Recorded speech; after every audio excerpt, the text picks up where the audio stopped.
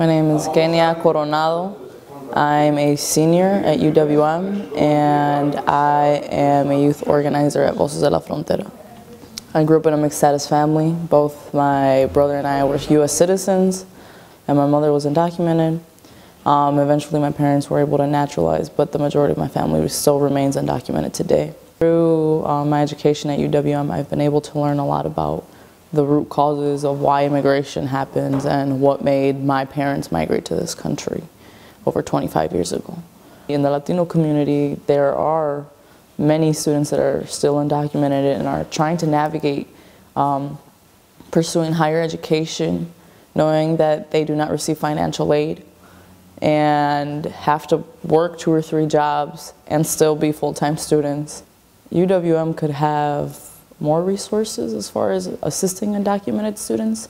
I know that when we do our campus organizing, sometimes we're intentional about how we highlight the stories of undocumented students, as UWM has the largest undocumented student population in all of the UW schools.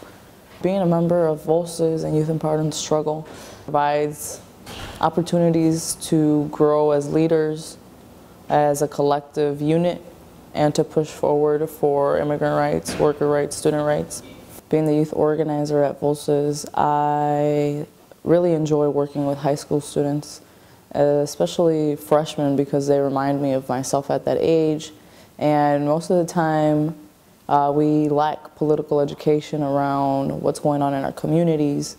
And when I have meetings with them or when I convene with them, I'm very intentional about what I wish I would have learned at their age, so that I could have already, been organizing on higher levels, on a larger scale in high school. So that's how I organize with the students. I'm very intentional about what types of pieces I present to them as far as movements and intersectionality across our communities. It's important that this fight continues because we have had small victories with DACA and DAPA. However, they're not long-term solutions. We haven't fixed the root problems, but we are also the backbone of this country. We're the ones that move everything pretty much in this country, right? And we're heavily, folks are heavily exploited for it. And if immigrants were to leave or stop, this country wouldn't be anything.